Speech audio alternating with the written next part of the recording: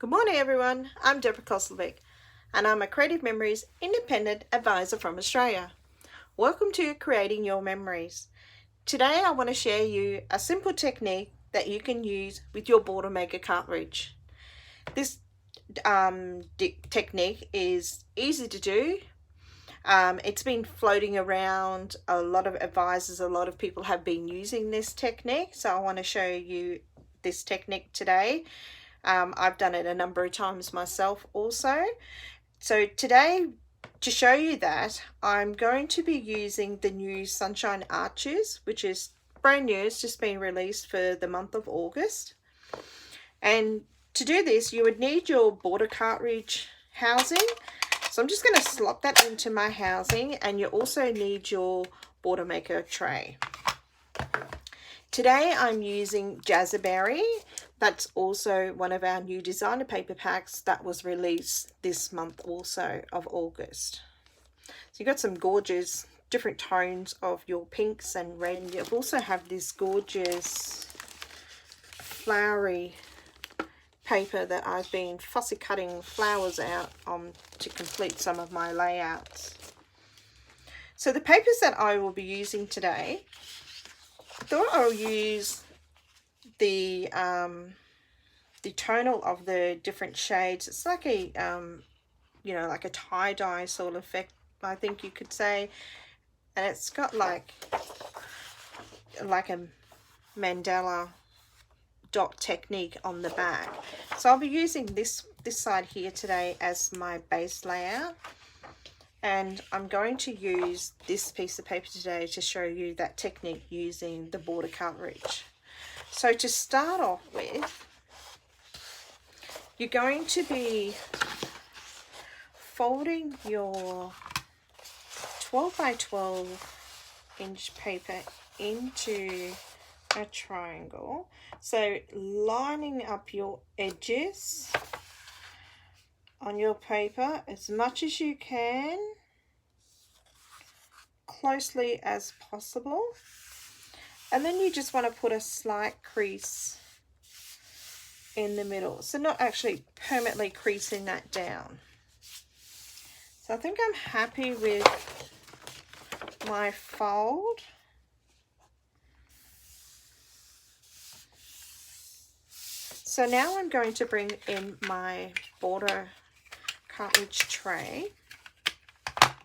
So we have the tray underneath, which locks in. So I'm going to bring that out, and then you've got your magnetic arm. So then I have my folded 12 by 12 designer paper into triangle. So I'm going to place one, so you've got your folded end, so the opening on one side, I'm going to place that in the tray. So it's still lining up on your tray. So that edge there will still measure your 12 by 12. You can actually do this technique also with any even side square that you can fold in a triangle. So now that I've got my border cartridge, I'm going to start up on the folded end. So I'm just going to punch down a few punches, but I'm not going to punch all the way.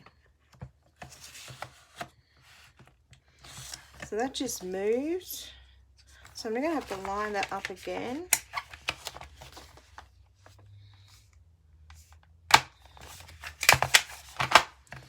So just placing it in without movement because of the thickness. Okay, so now that it's lined up, I'm going to do my first punch. And then I'm going to do my second. And then I'm going down to number 3. And then number 4. So with this, I find it best to trim it off so it's not getting in the way. So you only have to trim it off to where it ends. So now I'm just going to take that out, opening up the tray again. So now I'm just flipping that over and I'm placing it back into the tray of the border maker system, flipping over that tray on the back and locking it in. And then I'm going to do exactly the same as what I just did on my first side. So it's in, and I'm going to punch. So I'm just going to punch down to 4.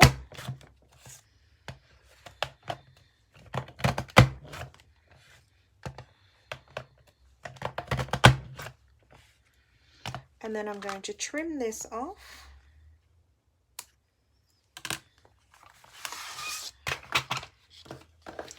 So I'm just going to get rid of all this confetti.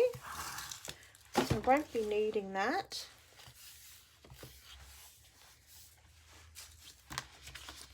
So now I'm just going to open that up, just flattening out that crease. And now what I want to do is fold it the opposite way. So when you're folding it this way, your other bits should meet.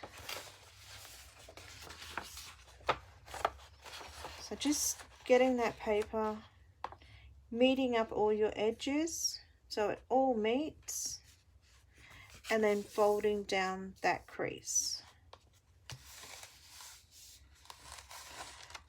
So then doing it on the opposite side and folding that down. So now I'm going to bring back in my border maker system, opening up the tray, lining that edge up on the top, closing that magnetic arm down, and then I'm going to punch again.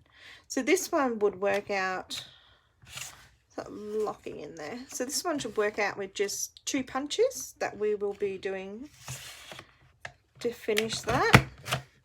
So you got your first punch, and then slotting that straight in between, and then your last punch. So now I'm going to do exactly the same thing on the opposite side.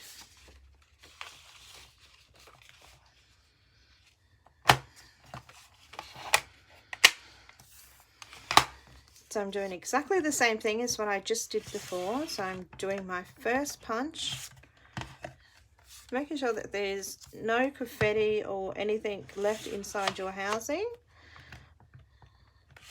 That's not locking in there properly. So we'll do that.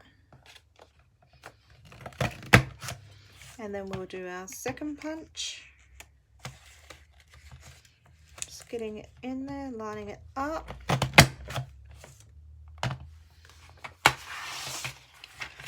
So I'm just going to move all this out of the way, getting rid of all that confetti.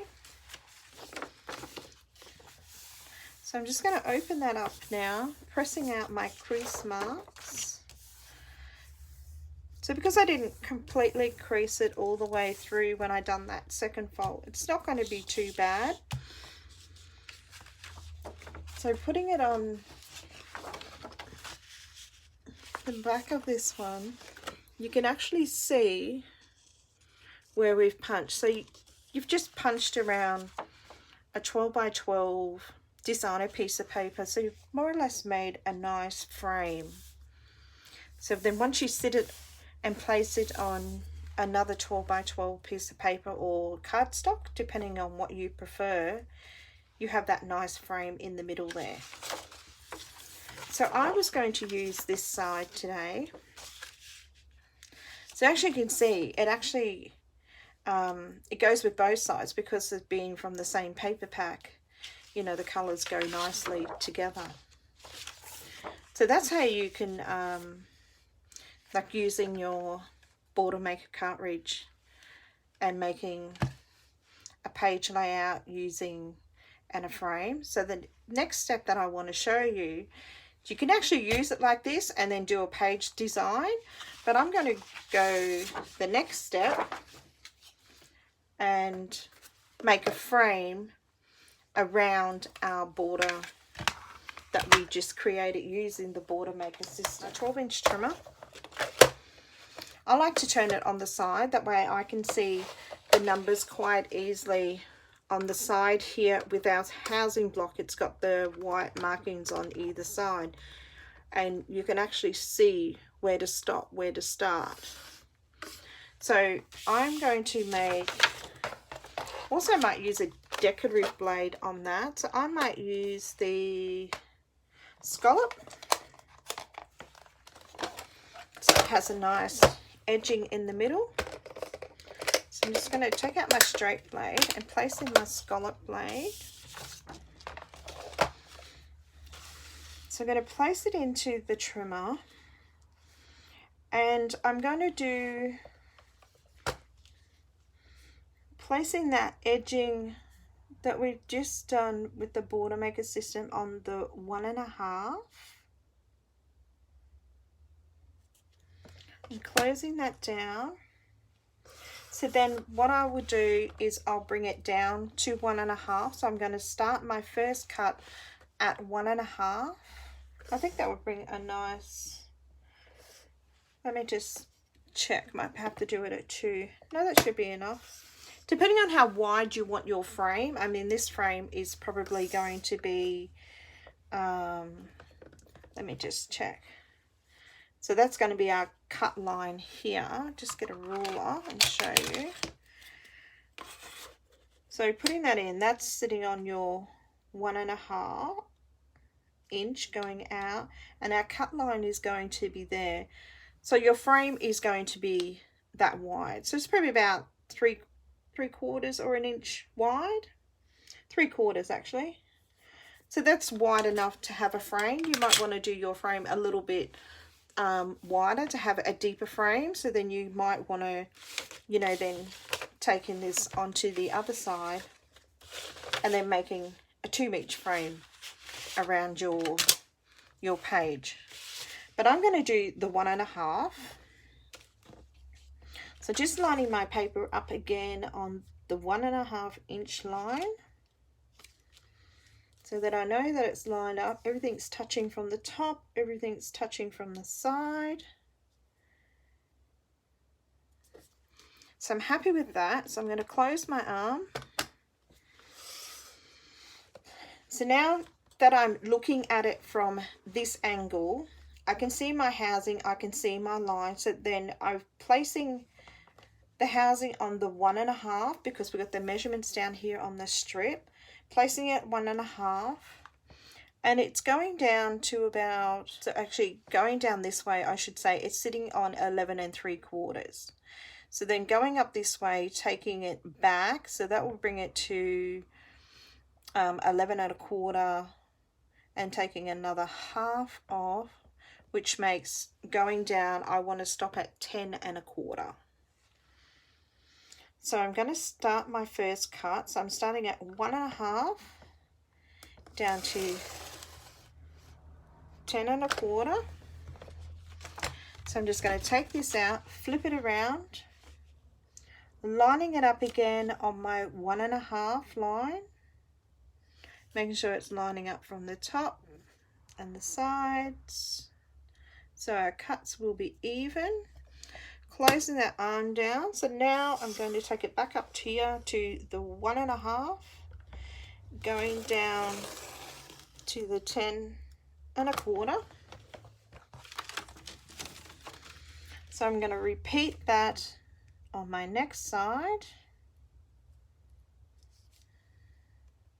making sure everything's lined up on our 1.5 inch line, starting again at our 1.5 down to 10 1/4. Now punching the last side, still lining up on our 1.5 inch line, closing this will bring our last cut. So starting again at your 1.5 down to 10 1/4.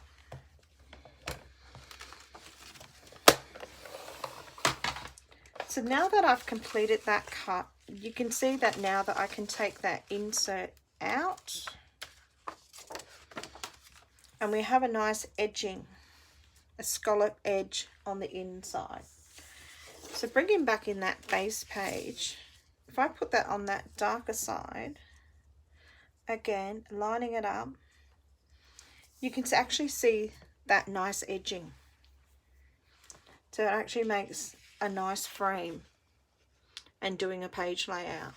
And then you should be able to sit, I think you should be able to sit maybe, depending on what photos you want, but you could sit 4x4 photos in the middle. If not, you could do, you know, whatever size that you would like. So now, so I'm going to place my flowers on that edge, centering it in the middle again.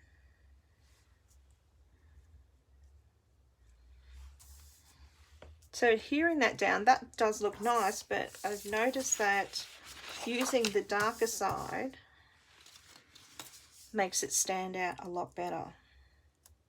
Even those flowers, the floral arrangement on that page actually brings out the flowers a lot better with the darker side.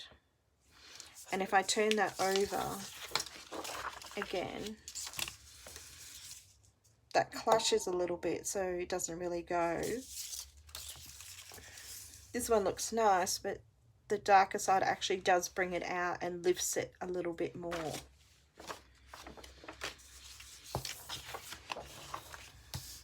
So taking it back onto that darker side, that mandala circles and dot look, it actually looks a lot better using that darker side with the light fronting off that floral coming through.